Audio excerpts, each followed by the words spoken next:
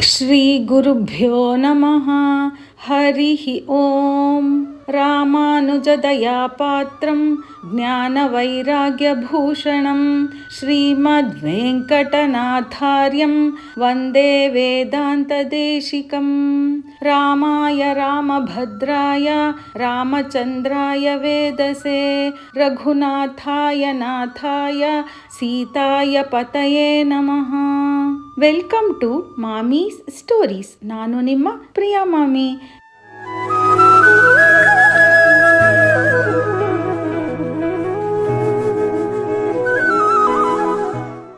ಇವತ್ತಿನ ವಿಡಿಯೋದಲ್ಲಿ ರಾಮ ಮನುಷ್ಯನಾಗಿ ಹುಟ್ಟಿ ಬರೋದಕ್ಕೆ ಏನು ಕಾರಣ ಅನ್ನೋದನ್ನ ತಿಳಿದುಕೊಳ್ಳೋಣ ಮಕ್ಕಳೇ. ರಾಮನ ಬಗ್ಗೆ ತಿಳ್ಕೊಳ್ಳೋಕೆ ಮುಂಚೆ ರಾವಣ ಎನ್ನುವ ರಾಕ್ಷಸನ ಬಗ್ಗೆ ಕೂಡ ತಿಳಿದುಕೊಳ್ಳಲೇಬೇಕು ನಾವು. ಕಥೆ ಅಂದಮೇಲೆ ಹೀರೋಯಿನ್ ಎಲ್ಲ ಇರ್ತಾರೆ ಅಲ್ವಾ, ವಿಲನ್ ಅಂತೂ ಇರಲೇಬೇಕು. ಹಾಗಾಗಿ ರಾವಣನ ಬಗ್ಗೆ ಕೂಡ ತಿಳಿದುಕೊಳ್ಳೋಣ. ರಾವಣ ಬುದ್ಧಿವಂತನೂ ಆಗಿದ್ದ, ಬಲಶಾಲಿಯೂ ಆಗಿದ್ದ. ರಾವಣ ಹೇಗೆ ಹುಟ್ಟಿದ, ಹೇಗೆ ಅವನು ತುಂಬಾ ಬುದ್ಧಿವಂತ ಮತ್ತು ಬಲಶಾಲಿ ಎರಡೂ ಆಗಿದ್ದ ಅನ್ನೋದನ್ನ ತಿಳಿದುಕೊಳ್ಳೋಣ. ಬ್ರಾಹ್ಮಣ ಮಹರ್ಷಿ ಪುಲಸ್ತ್ಯರು ಅಂತ ಇದ್ರು. ಅವರ ಮಗ ವಿಶ್ರವ ಅಂತ ಇದ್ದ. ಆ ವಿಶ್ರವ ಒಂದು ಸಲ ತಪಸ್ಸು ಮಾಡ್ತಾ ಇರ್ತಾನೆ. ಆಗ ಕೈಕಸಿ ಅಂತ ಒಬ್ಬಳು ಸುಂದರಿ ಬಂದು ಅವರಿಗೆ ತುಂಬಾ ಸೇವೆ ಮಾಡಿ ಅವರನ್ನೇ ಮದುವೆ ಕೂಡ ಆಗ್ತಾಳೆ. ಈ ಕೈಕಸಿ ರಾಕ್ಷಸ ವಂಶದವಳು. ಕೈಕಸಿಯ ತಂದೆ ಸುಮಾಲಿ, ತಾಯಿ ಕೇತುಮತಿ ಅಂತ.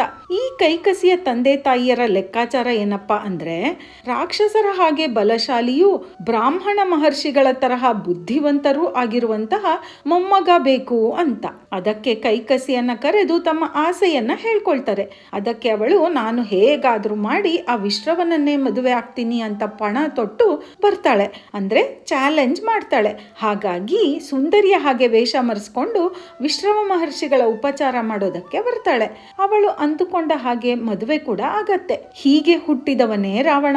ರಾವಣ ಎಷ್ಟು ಬುದ್ಧಿವಂತ ಅಂದ್ರೆ, ರಾವಣ ಸಂಹಿತ ಅಂತ ಹಿಂದೂ ಜ್ಯೋತಿಷ್ಯ ಶಾಸ್ತ್ರದ ಗ್ರಂಥವನ್ನು ಬರೆದಿದ್ದಾನೆ. ಆಯುರ್ವೇದ ಪಂಡಿತ ಕೂಡ ಆಗಿದ್ದ ರಾವಣ. ಗಿಡಮೂಲಿಕೆಗಳ ಬಗ್ಗೆ ವಿಶೇಷವಾದ ಜ್ಞಾನ ಇತ್ತು ಅವನಿಗೆ. ಸಿದ್ಧ ವೈದ್ಯದ ಬಗ್ಗೆ ಕೂಡ ತುಂಬಾ ಮಾಹಿತಿ ಇತ್ತು. ರಾವಣ ದೊಡ್ಡ ಶಿವಭಕ್ತ ಕೂಡ ಆಗಿದ್ದ. ಶಿವತಾಂಡವ ಸ್ತೋತ್ರವನ್ನ ಕೂಡ ರಚಿಸಿದ್ದಾನೆ ಇವನು. ಶಿವತಾಂಡವ ಸ್ತೋತ್ರ ಎಷ್ಟು ಚೆನ್ನಾಗಿದೆ ಅಂದ್ರೆ ಮಕ್ಕಳೇ, ಕೇಳ್ತಾನೆ ಇರೋಣ ಅನ್ಸುತ್ತೆ. ಅಂತಹ ಮಹಾನ್ ಜ್ಞಾನಿ ರಾವಣ. ಜೊತೆಗೆ ರಾಕ್ಷಸ ಗುಣವೂ ಹೆಚ್ಚಾಗಿಯೇ ಇತ್ತು. ಹಾಗಾಗಿ ಅವನು ರಾಕ್ಷಸನೇ ಆಗಿದ್ದ. ಅಂದ್ರೆ ಮಕ್ಕಳೇ, ಕೆಟ್ಟದ್ದು ಒಳ್ಳೆಯದು ಎಲ್ಲರಲ್ಲಿಯೂ ಇರುತ್ತೆ. ಯಾವುದನ್ನು ಜಾಸ್ತಿ ಉಪಯೋಗ ಮಾಡ್ತೀವಿ ಅದೇ ಆಗ್ತೀವಿ ಅಷ್ಟೇ. ಅಂದ್ರೆ ಒಳ್ಳೆಯದನ್ನೇ ಯಾವಾಗ್ಲೂ ಯೋಚನೆ ಮಾಡ್ತಾ ಇದ್ರೆ ಒಳ್ಳೆಯವರು, ಕೆಟ್ಟದ್ದನ್ನ ಯಾವಾಗ್ಲೂ ಯೋಚನೆ ಮಾಡಿಕೊಂಡು ಅದರಂತೆ ನಡೆದುಕೊಂಡ್ರೆ ಕೆಟ್ಟವರು ಅಂತ ಅಷ್ಟೇ. ಯಾವುದು ಕೆಟ್ಟದ್ದು ಯಾವುದು ಒಳ್ಳೆಯದು ಅಂತ ತಿಳ್ಕೊಳ್ಳೋದು ಕಷ್ಟ ಅಲ್ವಾ. ಅದಕ್ಕೆ ಇಂತಹ ದೇವರ ಕಥೆಗಳು ನಮಗೆ ತುಂಬಾ ಸಹಾಯ ಮಾಡುತ್ತೆ ಮಕ್ಕಳೇ. ಸರಿ, ಈಗ ಕಥೆಯನ್ನ ನೋಡೋಣ. ಲಂಕಾ ರಾಜ್ಯಕ್ಕೆ ರಾಜ ರಾವಣ. ಅವನು ಶಿವದೇವರ ಪರಮ ಭಕ್ತ. ಆದ್ರೆ ವಿಷ್ಣುವನ್ನ ಕಂಡ್ರೆ ಮಾತ್ರ ಆಗ್ತಾನೆ ಇರ್ಲಿಲ್ಲ. ವಿಷ್ಣು ಭಕ್ತರನ್ನ ಕಂಡ್ರೂ ಆಗಲ್ಲ.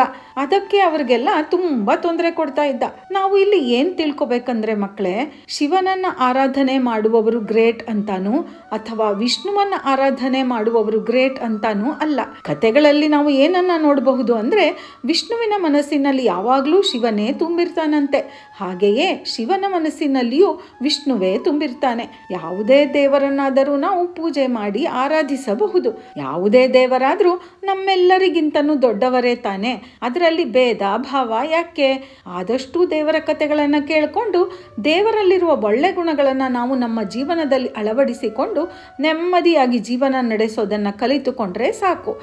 ಸರಿ, ಈಗ ಕಥೆ ಏನಾಯ್ತು ಅಂತ ನೋಡೋಣ. ದೇವತೆಗಳ ಮೇಲೆಲ್ಲ ಯುದ್ಧಕ್ಕೆ ಹೋಗಿ ತುಂಬಾ ತೊಂದರೆ ಕೊಡ್ತಾ ಇದ್ದ ರಾವಣ. ಋಷಿಗಳಿಗೆ ಕೂಡ ಯಜ್ಞ ಕಾರ್ಯವನ್ನ ಮಾಡುವಾಗ ತುಂಬಾ ಕಟ ಕೊಡ್ತಾ ಇದ್ದ. ಅವನಿಗೆ ಅಮರತ್ವವನ್ನು ಪಡೆಯುವ ಬಯಕೆ, ಅಂದ್ರೆ ತನಗೆ ಸಾವೇ ಬರಬಾರದು ಅಂತ. ಅದಕ್ಕೆ ಅವನು ಬ್ರಹ್ಮನನ್ನ ಕುರಿತು ತಪಸ್ ಮಾಡ್ತಾನೆ. ವಿಷ್ಣು ಭಕ್ತರಾದ್ರೂ ಅವರ ಪಾಡಿಗೆ ಅವರು ಇರಲಿ, ನಮ್ಮ ಪಾಡಿಗೆ ನಾವು ಕೂಡ ಚೆನ್ನಾಗಿ ಇರೋಣ ಅನ್ನೋ ಬುದ್ಧಿ ಅವನಿಗೆ ಸ್ವಲ್ಪವೂ ಇಲ್ಲ. ಒಬ್ಬರಿಗೆ ಕೆಟ್ಟದ್ದು ಮಾಡೋಕೆ ಹೋದ್ರೆ ಒಂದಲ್ಲ ಒಂದು ದಿನ ನಮಗೂ ಕೆಟ್ಟದ್ದೇ ಆಗುತ್ತೆ ಅನ್ನುವುದರ ಅರಿವು ಕೆಟ್ಟವರಿಗೆ ಇರೋದಿಲ್ಲ. ಇದರಿಂದ ಹೇಗೆ ಅವನಿಗೆ ಕೆಟ್ಟದ್ದಾಗತ್ತೆ ಅನ್ನೋದನ್ನ ಮುಂದಿನ ಕಥೆಗಳಲ್ಲಿ ನೋಡೋಣ ಮಕ್ಕಳೇ. ನೋಡಿ ಮಕ್ಕಳೇ, ಅವರಿಗೆ ಎಷ್ಟೇ ರಾಕ್ಷಸ ಗುಣ ಇದ್ರೂ ತುಂಬ ದೈವ ಭಕ್ತರು ರಾಕ್ಷಸರು ವರ್ಷಾನುಗಟ್ಟಲೆ ತುಂಬ ಕಷ್ಟವಾದ ತಪಸ್ಸನ್ನೆಲ್ಲ ಮಾಡ್ತಾ ಇದ್ರು. ಈಗ ಕಠಿಣ ತಪಸ್ಸು ಮಾಡಿ ಬ್ರಹ್ಮ ಕೂಡ ಪ್ರತ್ಯಕ್ಷ ಆದ. ನನಗೆ ಸಾವು ಬರಬಾರದು, ಅಮರತ್ವ ಕೊಡು ಅಂತ ಕೇಳ್ಕೊಳ್ತಾನೆ ಬ್ರಹ್ಮದೇವನನ್ನ. ಅದಕ್ಕೆ ಬ್ರಹ್ಮದೇವ, ಅದೆಲ್ಲ ಆಗೋದಿಲ್ಲ, ಹುಟ್ಟಿದ ಮೇಲೆ ಸಾಯಲೇಬೇಕು, ಬೇರೆ ಏನಾದರೂ ವರ ಇದ್ರೆ ಕೇಳ್ಕೋ ಅಂತ ಹೇಳ್ತಾನೆ. ಅದಕ್ಕೆ ರಾವಣ ಚೆನ್ನಾಗಿ ಯೋಚನೆ ಮಾಡಿ ತಾನೇ ಮಹಾಬುದ್ಧಿವಂತ ಅನ್ನೋ ಹಾಗೆ ವರವನ್ನು ಕೇಳ್ಕೊತಾನೆ. ನನಗೆ ದೇವತೆಗಳು, ದೇವಮಾನವರು, ಕಿನ್ನರರು, ಕಿಂಪುರುಷರು, ಪ್ರಾಣಿಗಳು, ರಾಕ್ಷಸರು ಯಾರಿಂದಾನೂ ನನಗೆ ಸಾವು ಬರಬಾರದು ಅಂತ ಕೇಳ್ಕೊತಾನೆ. ಈ ಪದಗಳ ಅರ್ಥವನ್ನು ಸ್ವಲ್ಪ ತಿಳಿದುಕೊಳ್ಳೋಣ ಮಕ್ಕಳೇ.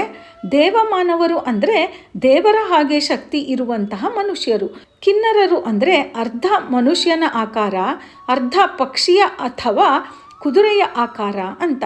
ಕಿಂಪುರುಷರು ಅಂದರೆ ಸಿಂಹದ ತಲೆ ಇದ್ದಂತಹ ಮನುಷ್ಯರು. ದೇವಾನುದೇವತೆಗಳು ಇದ್ದಂತಹ ಸಮಯದಲ್ಲಿ ಇಂತಹ ಕಿನ್ನರರು, ಕಿಂಪುರುಷರು ಎಲ್ಲ ಇದ್ರು ಅನ್ನೋದನ್ನು ನಾವು ಗಮನಿಸಬೇಕು. ರಾವಣ ವರವನ್ನು ಕೇಳ್ಕೊತಾನೆ, ಇವರು ಯಾರಿಂದಲೂ ನನಗೆ ಸಾವು ಬರಬಾರದು ಅಂತ. ಬ್ರಹ್ಮದೇವ ತಥಾಸ್ತು ಅಂದ. ತಥಾಸ್ತು ಅಂದರೆ ಮಕ್ಕಳೇ ಆಯಿತು, ಹಾಗೆಯೇ ಆಗಲಿ ಅಂತ ಅರ್ಥ. ಆದರೆ ಮನುಷ್ಯರಿಂದ ಸಾವು ಬರಬಾರದು ಅಂತ ಅವನು ಕೇಳಿಕೊಳ್ಳಲೇ ಇಲ್ಲ. ನನ್ನ ಶಕ್ತಿಯ ಮುಂದೆ ಮನುಷ್ಯರು ಏನು ಮಾಡೋಕ್ಕೆ ಸಾಧ್ಯ ಅನ್ನುವ ಅಹಂಕಾರ ಅವನಿಗೆ. ಈ ವರ ಪಡೆದ ಮೇಲಂತೂ ಎಲ್ಲರಿಗೂ ಅವನು ಇನ್ನೂ ಹೆಚ್ಚು ತೊಂದರೆ ಕೊಡ್ತಾ ಇದ್ದ. ಸಿಕ್ಕವರನ್ನ ಕೊಂದು ಕೂಡ ಹಾಕ್ತಾ ಇದ್ದ. ಹೀಗಾದರೆ ತುಂಬ ಕಷ್ಟ ಅಂತ ದೇವಮಾನವರೆಲ್ಲ ವಿಷ್ಣುವಿನ ಹತ್ತಿರ ಹೋಗಿ ಪ್ರಾರ್ಥನೆ ಮಾಡಿಕೊಳ್ತಾರೆ. ಹೇಗಾದರೂ ಮಾಡಿ ನೀನು ರಾವಣನನ್ನು ವಧೆ ಮಾಡಬೇಕು ಅಂತ. ಅದಕ್ಕೆ ಶ್ರೀ ವಿಷ್ಣು, ನೀವೆಲ್ಲ ಯೋಚನೆ ಮಾಡಬೇಡಿ, ಖಂಡಿತ ನಾನು ನಿಮಗೆ ಸಹಾಯ ಮಾಡ್ತೀನಿ, ನೀವೆಲ್ಲ ತಾಳ್ಮೆಯಿಂದ ಕಾಯಬೇಕು ಅಷ್ಟೇ ಅಂತ ಹೇಳಿ ಕಳಿಸ್ತಾನೆ. ರಾವಣನನ್ನು ಸಂಹಾರ ಮಾಡಬೇಕು ಅಂತ ಮನುಷ್ಯನಾಗಿ ಹುಟ್ಟಿ ಬರೋದಕ್ಕೆ ನಿಶ್ಚಯ ಕೂಡ ಮಾಡ್ತಾನೆ ಶ್ರೀ ವಿಷ್ಣು. ಮಕ್ಕಳೇ, ನೀವು ಕೇಳಬಹುದು, ದೇವರು ಅಲ್ಲಿಂದಾನೇ ಕೂತ್ಕೊಂಡು ಒಂದು ವಿಷ್ಣು ಚಕ್ರ ಬಿಟ್ಟಿದ್ರೆ ರಾವಣ ಸತ್ತೇ ಹೋಗ್ತಾ ಇದ್ದ, ಅದಕ್ಯಾಕೆ ಮಾನವನಾಗಿ ಹುಟ್ಟಿ ಬಂದು ಎಷ್ಟೊಂದು ಕಷ್ಟ ಅನುಭವಿಸಬೇಕಾಗಿತ್ತು ಅಂತ. ಹೌದು ಮಕ್ಕಳೇ, ದೇವರಿಗೆ ಹಾಗೆ ಮಾಡೋ ಶಕ್ತಿ ಖಂಡಿತ ಇದೆ. ಆದರೆ ರಾವಣ ತನಗೆ ಮನುಷ್ಯರಿಂದ ಸಾವು ಬರಬಾರದು ಅಂತ ಏನು ಕೇಳಿಕೊಂಡಿಲ್ವಲ್ಲ, ಅದಕ್ಕೆ ಮನುಷ್ಯನಾಗಿ ಹುಟ್ಟಿ ಬಂದು ಅವನ ಅಹಂಕಾರವನ್ನು ಅಡಗಿಸಬೇಕು ಅನ್ನೋದು ಒಂದು ಕಾರಣ. ಇನ್ನೊಂದು ಕಾರಣ ಏನಪ್ಪ ಅಂದರೆ, ಅವನು ಮನುಷ್ಯನಾಗಿ ಹುಟ್ಟಿ ಬರದೇ ಇದ್ದಿದ್ರೆ ಈ ರಾಮಾಯಣ ಅನ್ನುವ ಮಹಾನ್ ಗ್ರಂಥ ನಮಗೆ ಸಿಗ್ತಾನೇ ಇರಲಿಲ್ಲ. ಮನುಷ್ಯರು ಎಷ್ಟೇ ಕಷ್ಟ ಬಂದರೂ ನಮ್ಮ ಕೆಲಸವನ್ನು ನಾವು ಮಾಡಲೇಬೇಕು, ತಾಳ್ಮೆ ಕಳೆದುಕೊಳ್ಳಬಾರದು. ನಮ್ಮ ಕರ್ತವ್ಯವನ್ನು ನಾವು ಸರಿಯಾಗಿ ಮಾಡಿಕೊಂಡು ಹೋಗಿ ದೊಡ್ಡ ಸಾಧನೆಯನ್ನು ಮಾಡಬಹುದು ಅಂತ ತೋರಿಸಿಕೊಟ್ಟವನು ನಮ್ಮ ಶ್ರೀರಾಮ. ಮಕ್ಕಳಿಗೆ ಒಳ್ಳೆಯದನ್ನು ಯಾವಾಗಲೂ ತಂದೆ ತಾಯಿಯರು ತಾನೇ ಹೇಳ್ಕೊಡ್ಬೇಕು. ಅದೇ ರೀತಿ ನಮ್ಮೆಲ್ಲರಿಗೂ ತಂದೆ ತಾಯಿ ಆಗಿರುವಂತಹ ದೇವರು ನಮಗೆಲ್ಲ ನೀತಿ ಪಾಠ ತಿಳಿಸಿಕೊಡಬೇಕು ಅಂತ ಈ ಕೃಷ್ಣನ ಅವತಾರ, ರಾಮನ ಅವತಾರ ಎಲ್ಲ ಮಾಡಿದ್ದಾರೆ. ಈ ಕಥೆಯಲ್ಲಿ ರಾವಣನಿಗೆ 10 ತಲೆ ಇರುತ್ತೆ. ಜಟಾಯು ಅನ್ನುವಂತಹ ಪಕ್ಷಿ ಮಾತಾಡುತ್ತೆ. ರಾಕ್ಷಸರು ಮತ್ತು ದೇವರುಗಳೆಲ್ಲ ಪುಷ್ಪಕ ವಿಮಾನಗಳಲ್ಲಿ ಓಡಾಡ್ತಾ ಇರ್ತಾರೆ. ವಿಮಾನ ಅಂದರೆ ಏರೋಪ್ಲೇನ್ ಅಂತ ಅರ್ಥ. 10 ತಲೆ ಇಟ್ಕೊಂಡು ರಾವಣ ಹೇಗೆ ಮಲಗಿಕೊಳ್ತಿದ್ದ, ಹೇಗೆ ಓಡಾಡ್ತಿದ್ದ, ಪಕ್ಷಿ ಹೇಗೆ ಮಾತಾಡುತ್ತೆ, ಪುಷ್ಪಕ ವಿಮಾನದಲ್ಲಿ ಹೇಗೆ ಓಡಾಡ್ತಾ ಇದ್ರು, ಪೆಟ್ರೋಲ್ ಹಾಕ್ತಾ ಇದ್ರಾ? ಇಂತಹ ಎಷ್ಟೋ ಪ್ರಶ್ನೆಗಳು ಈಗಿನ ಮಕ್ಕಳ ತಲೆಗೆ ಬರೋದಂತೂ ನಿಜ. ಹೀಗೆಲ್ಲ ಪ್ರಶ್ನೆ ಕೇಳಿಕೊಂಡು ಸಮಯ ವ್ಯರ್ಥ ಮಾಡಿಕೊಳ್ಳೋದು ಬೇಡ ಮಕ್ಕಳೇ. ದೇವರ ಸೃಷ್ಟಿ ಅಂದರೆ ಏನು ಬೇಕಾದರೂ ನಡೆಯುತ್ತೆ. ಈಗ ಸೂರ್ಯ, ಚಂದ್ರ, ಗಾಳಿ, ಬೆಳಕು, ಬೆಟ್ಟ, ಗುಡ್ಡ, ಈ ಪ್ರಕೃತಿ, ಕಲ್ಲು, ಮಣ್ಣು, ಮಳೆ ಇದನ್ನೆಲ್ಲ ನಾವು ತಯಾರು ಮಾಡೋಕ್ಕೆ ಸಾಧ್ಯನಾ? ಈ ಪ್ರಕೃತಿ ಎಲ್ಲ ಇಲ್ಲ ಅಂದರೆ ನಾವು ಬದುಕೋಕ್ಕೆ ಸಾಧ್ಯವಿಲ್ಲ. ಯಾವುದೋ ಒಂದು ಅಪಾರವಾದ ಶಕ್ತಿ ಅಂತೂ ಇದೆ, ಅದನ್ನೇ ದೇವರು ಅಂತ ನಂಬೋಣ. ಅದರಿಂದ ನಮಗೆ ನೆಮ್ಮದಿ ಸಿಗೋದಾದರೆ ಯಾಕೆ ನಂಬಬಾರದು ಅಲ್ವಾ? ದೇವರುಗಳು ಅವತಾರ ಮಾಡಿದ ಕಾಲಗಳಲ್ಲಿ ಹೀಗೆಲ್ಲ ಇತ್ತು ಅಂತ ನಾವು ನಂಬಲೇಬೇಕು. ಈ ಕಥೆಗಳನ್ನೆಲ್ಲ ತಿಳ್ಕೊಂಡ್ರೆ ನಾವು ಹೆಚ್ಚು ಬುದ್ಧಿವಂತರಾಗಿ ಜೀವನವನ್ನು ಚೆನ್ನಾಗಿ ನಡೆಸ್ಕೊಳ್ಬಹುದು. ನಮ್ಮಂತಹ ಜನಸಾಮಾನ್ಯರಿಗೆ ನೀತಿ ಪಾಠವನ್ನು ಹೇಳಿಕೊಡೋಕೆ ಅಂತಾನೆ ಇಂತಹ ಕಥೆಗಳನ್ನೆಲ್ಲ ಮಾಡಿರೋದು ದೇವರು. ಅದಕ್ಕೆ ಮಾನವನಾಗಿ ಹುಟ್ಟಿ ಬರುವ ಸಂಕಲ್ಪ ಮಾಡಿದ ಶ್ರೀ ವಿಷ್ಣು. ಇಷ್ಟೆಲ್ಲ ವಿಷಯಗಳನ್ನು ದೇವರ ಬಗ್ಗೆ ಚಿಂತನೆ ಮಾಡಿದ್ವಲ್ಲ, ಇದರಿಂದ ಮುಖ್ಯವಾಗಿ ನಾವು ಏನು ತಿಳ್ಕೊಬೇಕಂದ್ರೆ ಮಕ್ಕಳೇ, ಭಗವಂತನ ಚಿಂತನೆ ಮಾಡುವವರಿಗೆ ಚಿಂತೆ ಕಡಿಮೆ. ಚಿಂತೆ ಅಂದ್ರೆ ಮಕ್ಕಳೇ ಯಾವುದಾದರೂ ಒಂದು ವಿಷಯಕ್ಕೆ ಟೆನ್ಷನ್ ಮಾಡ್ಕೊಳ್ಳೋದು ಅಂತ. ಅದು ಖಂಡಿತ ಕಡಿಮೆ ಆಗುತ್ತೆ. ಚಿಂತೆ ಇರೋರ್ಗೆ ಭಗವಂತನ ಚಿಂತನೆ ಬರೋದಿಲ್ಲ. ಭಗವಂತನ ಚಿಂತನೆ ಮಾಡುವವರಿಗೆ ಚಿಂತೆ ಇರೋದಿಲ್ಲ. ನಮಗೆ ಯಾವುದು ಬೇಕು ಆಯ್ಕೆ ನಮ್ಮದೇ. ಈ ಮಾತನ್ನ ನಾನು ಹೇಳ್ತಾ ಇಲ್ಲ, ಯಾವಾಗಲೂ ಭಗವಂತನ ಚಿಂತನೆ ಮಾಡುವ ಪುಣ್ಯಾತ್ಮರು ಹೇಳ್ತಾರೆ. ರಾಮಾಯಣವನ್ನ ವಾಲ್ಮೀಕಿ ಮಹರ್ಷಿಗಳು ಬರೆದಿರ್ತಾರೆ. ರಾಮಾಯಣದಲ್ಲಿ ಒಟ್ಟು 8 ಕಾಂಡಗಳು ಇರುತ್ತೆ. ಅದರಲ್ಲಿ ಮೊದಲನೆಯದು ಬಾಲಕಾಂಡ ಅಂತ. ಮುಂದಿನ ವಿಡಿಯೋದಿಂದ ರಾಮಾಯಣದ ಕಥೆಗಳನ್ನ ಒಂದೊಂದಾಗಿ ಅರ್ಥ ಮಾಡಿಕೊಳ್ಳೋಕೆ ಶುರು ಮಾಡೋಣ ಮಕ್ಕಳೇ ನಿಮ್ಗೆಲ್ಲ ಚೆನ್ನಾಗಿ ಅರ್ಥ ಆಗ್ಲಿ ಅಂತ ನಿಧಾನವಾಗಿ ಕಥೆಯನ್ನ ಹೇಳುವ ಪ್ರಯತ್ನ ನಮ್ಮದು. ಯಾವುದಾದ್ರೂ ವಿಷಯ ನಿಮ್ಗೆ ತಿಳಿದಿಲ್ಲ ಅಂದ್ರೆ ಖಂಡಿತ ಕಮೆಂಟ್ ಬಾಕ್ಸ್ ನಲ್ಲಿ ತಿಳಿಸಿ, ಅದಕ್ಕೂ ಉತ್ತರ ಕೊಡುವ ಪ್ರಯತ್ನವನ್ನ ಮಾಡೋಣ. ಈಗ ಇವತ್ತಿನ ಕಥೆಗೆ ಸಂಬಂಧಪಟ್ಟಂತೆ ಕೆಲವು ರಸಪ್ರಶ್ನೆಗಳನ್ನ ನೋಡೋಣ. ಈ ರಸಪ್ರಶ್ನೆಗಳನ್ನೆಲ್ಲ ಕೇಳೋ ಉದ್ದೇಶ ಏನಪ್ಪಾ ಅಂದ್ರೆ ಕಥೆಗಳೆಲ್ಲ ನಿಮಗೆ ಚೆನ್ನಾಗಿ ಅರ್ಥ ಆಗಲಿ ಅಂತ. ಕಥೆಗಳನ್ನ ಚೆನ್ನಾಗಿ ಕೇಳಿಸ್ಕೊಂಡು ಕಮೆಂಟ್ ಬಾಕ್ಸ್ ನಲ್ಲಿ ನಿಮ್ಮ ಉತ್ತರವನ್ನು ತಿಳಿಸಿ, ಅಥವಾ ನಿಮ್ಮ ಮನೆಯಲ್ಲಿ ದೊಡ್ಡವರ ಹತ್ರ ಈ ಪ್ರಶ್ನೆಗಳಿಗೆಲ್ಲ ಉತ್ತರವನ್ನು ಹೇಳುವ ಪ್ರಯತ್ನ ಮಾಡಿ. ನಿಮ್ಮ ಮನೆಯವರಿಗೆ ಅಥವಾ ಸ್ನೇಹಿತರಿಗೆ ಈ ಕಥೆಗಳನ್ನ ಮತ್ತೆ ಮತ್ತೆ ಹೇಳೋಕೆ ಪ್ರಯತ್ನ ಮಾಡಿ. ನೆನಪು ಮಾಡಿಕೊಂಡು ಕಥೆಗಳನ್ನ ಮತ್ತೆ ಮತ್ತೆ ಹೇಳೋದ್ರಿಂದ ನಿಮಗೆ ಮೆಮೊರಿ ಪವರ್ ಕೂಡ ಜಾಸ್ತಿ ಆಗತ್ತೆ. ಜ್ಞಾಪಕ ಶಕ್ತಿ ಜಾಸ್ತಿ ಆಗೋದ್ರಿಂದ ಶಾಲೆಯ ಪಾಠಗಳಿಗೂ ತುಂಬಾ ಅನುಕೂಲ ಆಗುತ್ತೆ. ಹಾಗಾದ್ರೆ ಈಗ ಪ್ರಶ್ನೆಗಳನ್ನು ನೋಡೋಣ ತಾನೆ. ಪ್ರಶ್ನೆ 1, ರಾವಣ ಯಾರು? ಅವನು ಯಾವ ರಾಜ್ಯವನ್ನ ಆಳ್ತಾ ಇದ್ದ? ಪ್ರಶ್ನೆ 2, ರಾವಣ ತಪಸ್ಸನ್ನ ಯಾತಕ್ಕೋಸ್ಕರ ಮಾಡ್ತಾನೆ? ಪ್ರಶ್ನೆ 3, ಬ್ರಹ್ಮದೇವರು ಪ್ರತ್ಯಕ್ಷವಾದಾಗ ಏನು ವರವನ್ನ ಕೇಳಿಕೊಳ್ತಾನೆ ರಾವಣ? ಪ್ರಶ್ನೆ 4, ಅದಕ್ಕೆ ಬ್ರಹ್ಮದೇವ ಏನು ಹೇಳ್ತಾನೆ? ಪ್ರಶ್ನೆ 5, ರಾವಣ ಈಗ ಮತ್ತೆ ಯಾವ ವರವನ್ನ ಕೇಳ್ಕೊಳ್ತಾನೆ? ಪ್ರಶ್ನೆ 6, ಅದಕ್ಕೆ ಬ್ರಹ್ಮದೇವ ಏನು ಹೇಳ್ತಾನೆ?